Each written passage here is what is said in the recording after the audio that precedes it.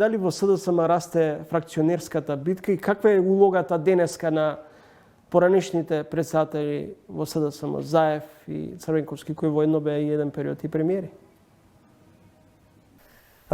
Вклученоста и на Зоран Заев и на Бранко Црвенковски во делот на нивните советодавни улоги, во делот на нивните мудри одредени решенија, секако дека се секој пат добре дојдени во рамки на СДСМ. Дали тоа значи дека сте во контакт со Заев и со Црвенковски? Како партија говорам? Апсолутно да. И со поранешните други председатели на партијата.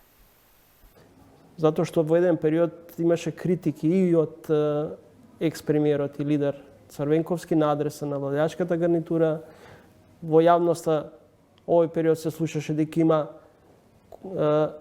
несогласување на релација Заев-Ковачевски. Дали тоа се концепцијски разлики, партиски или станува за нешто подлабоко?